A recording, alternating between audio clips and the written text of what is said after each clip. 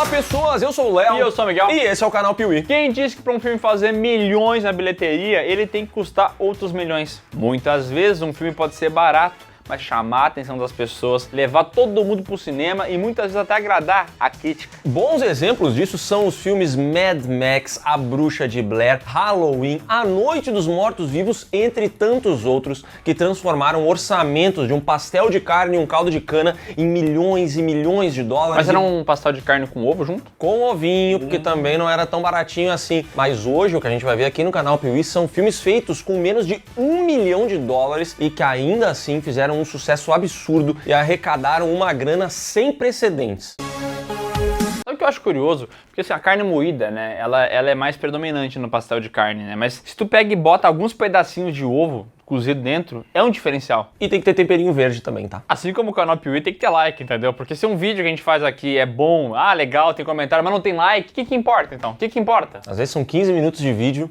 e não tem like. E aí faltou o ovo, entendeu? Faltou o temperinho. Bota o ovo na gente.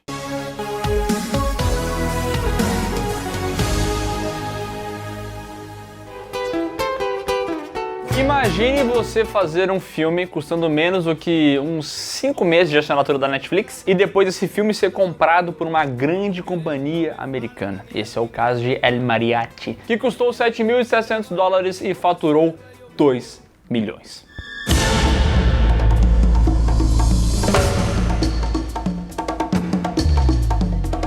A história mostra um músico viajante que chega até uma cidade e é confundido com um assassino procurado que guarda armas e um estojo de violão. E a partir desse momento, ele vai ser perseguido e vai ter que dar um jeito de sobreviver. E aí você pode pensar assim, pô, mas eu nunca assisti a esse filme, eu nunca ouvi falar desse filme, e ele faturou só $2 milhões.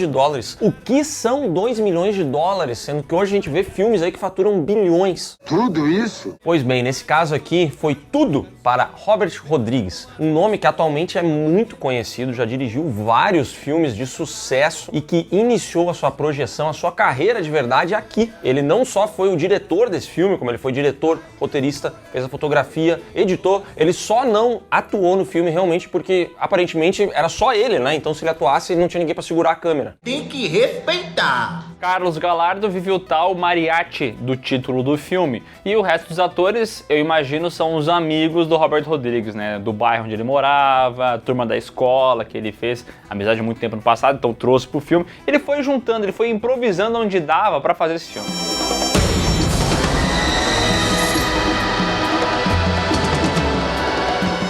Assim, eu sei que esse filme não tem uma bilheteria gigantesca, mas é que, gente, são $7 mil. Eu sei que são muitos anos, né? A gente tá em 2020 bicas e esse filme é de 92. Mas, cara, eu acho que isso é o equivalente a pegar hoje $20 mil e tentar fazer alguma coisa, entendeu? Se a gente tentar fazer uma live do Piuí, aqui, se a gente juntar os cenários e tal, periga a gente não fazer, cara. Porque tem que chamar 2, 3 profissionais, tem que alugar não sei o que e já era. Não tem. É inacreditável que esse cara tenha feito um filme com $7 mil. É só isso. E esse filme tenha dado tão certo que quando chegou a continuação, A Balada do Pistoleiro, o orçamento dele acabou sendo de $7 milhões. De 7 mil passou para 7 milhões e o Carlos Gallardo foi pastar e trouxeram no lugar dele Antônio Bandeiras no auge de sua beleza. Beleza ou elegância, né? Depende de como é que você classifica as coisas. Que delicinha! Mona Lisa! Infelizmente, essa trilogia termina com Era Uma Vez no México, que trouxe, olha só, Johnny Depp. É que não deu tão certo assim, né? Tanto é que esse filme é até meio esquecido hoje em dia. Aliás, esses filmes como um todo, né? O Mariachi, Balada do Pistoleiro, eles são meio esquecidos, né? Isso acontece por um motivo. Talvez algum canal tenha que trazer eles. Será? A ideia de comer um mês inteiro de McDonald's é um sonho ou um pesadelo? Para muitos, um sonho. Nossa, eu adoro comer um Big Mac, um quarteirão, um daqueles assinatura do clube, não sei o que lá. Burger. Bom, mas para Morgan Spurlock foi na verdade um laboratório de testes. Ele queria saber o que ia acontecer com o corpo dele se ele ficasse um mês inteiro comendo McDonald's. Ele foi lá e fez um documentário sobre isso que custou $65 mil e esse documentário faturou 22 milhões. Sacanagem, tá? Super size me. Make it bacon. Super size me.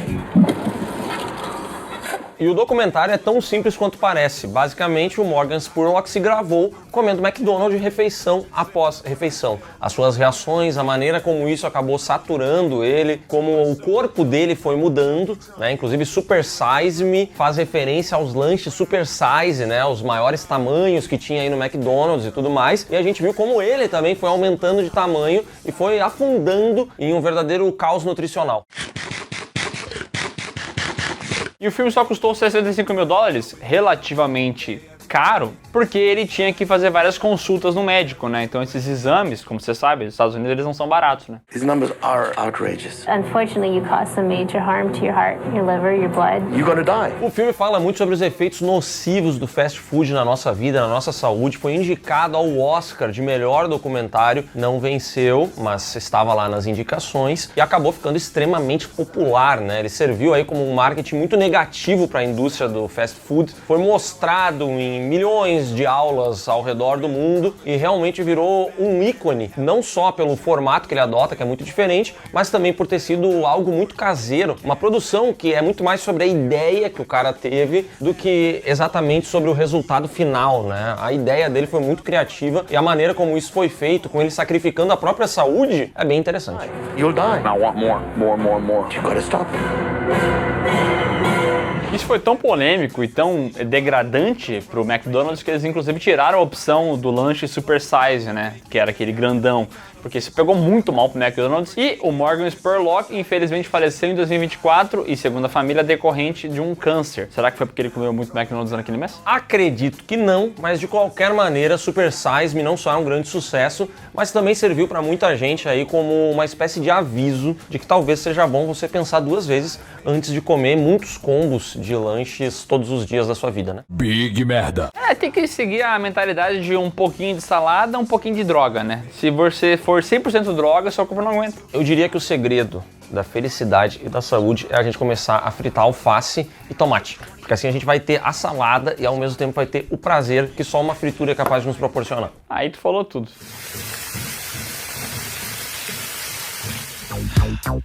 Pensa num filme onde o protagonista ele sofre com ansiedade, ele tem dificuldade de se colocar na sociedade, ele tá sempre sendo subjugado e ele sofre muito por conta disso. Que filme que é? Não é o filme do Coringa do Joaquin Phoenix, a gente tá falando de Napoleão Dynamite. Uma comédia que custou 400 mil dólares, ó, já elevou um pouquinho aqui, né? Mas que faturou 46 milhões. Everybody at school thinks I'm a freaking idiot because of you. Na história, a gente conhece justamente Napoleão Dynamite, interpretado pelo Jon Heder, que é um adolescente extremamente esquisito. Ele é o famoso o estranho da sala, da turma, entendeu? Aquele que todo mundo fica olhando, aquele que sofre bullying, aquele que não tem uma vida fácil. Come cola. Eu tenho probleminha. Voltando aqui à história, o Napoleão ele tem uma missão nesse filme, que é ajudar o amigo imigrante dele, o Pedro, que também é um esquisito, a conquistar aí a premiação, na verdade, a conquistar a presidência do Grêmio Estudantil. Então eles dois se juntam, né, e começam a tentar angariar votos para o Pedro. Vote for Pedro. Vote for Pedro. Vote for Pedro. E é interessante porque o diretor Jared Rass pegou o seu curta, o Peluca, e transformou depois nesse filme Napoleão Dynamite, né? E aí um longa-metragem sim. E que ficou muito popular, muito pelas suas frases e tal. Tem aquele Vote for Pedro, que virou meme, tem também o Gosh, do que eles falam algumas vezes. Então ele é um filme bem meme, mas ele é muito mais meme de americano, né? Well, then do it. Go on. Maybe I will. Gosh. Mas é um filme legal, cara. Esse filme é esquisitíssimo. É um filme de gente estranha, você fica olhando e é inacreditável a relação desses dois. Tem uma menina que surge no meio da trama e eles acabam virando um trio. E eles são o famoso trio de esquisitos, muito esquisitos. É um filme que vale a pena ser assistido se você nunca viu e que marca também, talvez, o auge da carreira dessa turma que depois meio que deu uma sumida, né? Eles até fizeram algumas coisas, mas acabaram não dando tão certo. Entretanto, vale a gente mencionar que o Jared Hess, que dirigiu Napoleão Dynamite, recentemente também dirigiu um filme Minecraft. Quase 1 bilhão de bilheteria. Mas a bagaça tá no bolso. E, curiosamente, boa parte da esquisitice do Napoleão Dynamite tá no início desse filme do Minecraft, né? As relações dos personagens, como eles lidam um com o outro. Então tem esse negócio do diretor, do timing cômico, da parada rapidinha acontecendo. Assim, o Minecraft podia ter aproveitado um pouco mais disso e menos de chicken jockey, jockey and chicken. Mas tudo bem, né? É um filme que tentou, eu acho. Jockey de galinha. Quando a gente pensa em musical, uma coisa geralmente vem à nossa mente. Grandes apresentações, grandes locações, coreografias, danças, luzes e tal, aquele negócio meio Broadway, né? Então tem vários filmes de Hollywood que fazem sucesso e que são musicais que têm essa abordagem. E os musicais que vão vir à sua mente, talvez sejam os mais populares aí dos últimos anos, um La La Land, Os Miseráveis, sei lá, mas eles são sempre produções que você nota que, meu irmão, tem grana ali, entendeu? Não é pouca coisa. O elenco é estrelado, o figurino é sempre impecável. Muitas vezes cantores participam do filme, né? Ah, vá, é mesmo? Não são produções simples, mas saiba você que um musical que custou uma merreca de 150 mil dólares conseguiu gerar nada mais, nada menos do que 22 milhões em bilheteria. Foi isso que John Carney fez em Apenas Uma Vez.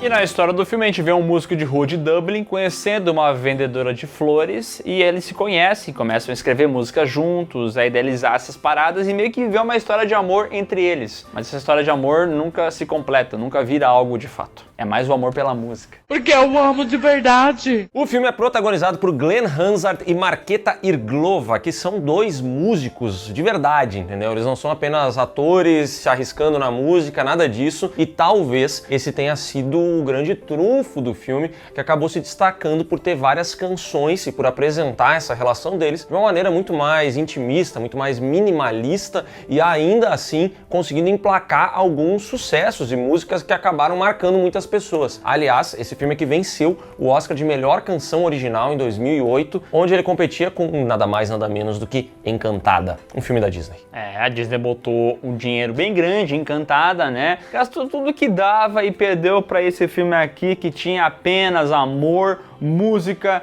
um pastel de carne com ovo e um caldo de cana. Se fodeu. Aliás, esse filme aqui acabou virando musical da Broadway, né? E eu diria até que talvez o musical da Broadway tem mais orçamento do que o filme original. A peça ganhou inclusive uma versão brasileira com o Lucas Lima, da família Lima, no papel principal. Também conhecido como o ex-marido da Sandy. Sandy, que é conhecida como a Sandy, de Sandy Júnior. A Sandy que é conhecida como a Sandy, né? O Júnior que é conhecido como Júnior, de Sandy Júnior. É verdade. E agora a gente fecha essa lista trazendo um título mais conhecido, porque a nossa ideia era trazer alguns filmes não tão falados, mas que conseguiram fazer essa conversão absurda. Só que é impossível, não tem como a gente falar sobre filmes muito baratos e que faturaram uma fortuna sem que a gente fale sobre o maioral, o mais rentável da história, aquele que transformou dinheiro de pinga em uma fortuna capaz de alimentar gerações e gerações de famílias. Dinheiro! Não estamos falando de Bruxa de Blair, estamos falando de Atividade Paranormal, porque apesar de Bruxa de Blair ter sido esse fenômeno da internet, do marketing que revolucionou a forma de vender filme, coisa arada, veio um filme depois que meio que se baseou um pouco em Bruxa de Blair, só que conseguiu fazer maior. Looks like something video. You stop following me with the camera. I'm in control. Isso porque a Atividade Paranormal custou 15 mil dólares. 15 mil dólares. 15 mil dólares. E ele faturou 193 milhões de dólares. Cara, pensa que loucura, cara. A gente fazer um filme, é que a gente decidiu hoje, vamos fazer um filme. E de repente o nosso filme fatura 190 milhões de dólares. Sabe o que isso significa? Que a gente não precisa mais trabalhar pro resto da vida. Não que esse valor acabe entrando todo pra nossa conta, mas o que sobra disso, meu amigo, é muito dinheiro, cara. O filme fez simplesmente 12.866 vezes o valor de produção. Meu Deus, é muito dinheiro! E o filme, pra ser sincero, não sou muito fã. Acho que tem um impacto cultural que tem que ser respeitado. Na época todo mundo achou que era real, inclusive. Foi vendido como imagens reais que foram encontradas na casa do seu Zé. E por muito tempo as pessoas acreditavam nisso. Até que depois, não, isso era só um filme, coisa e tal. Mas é interessante como esse filme foi vendido, né, pô?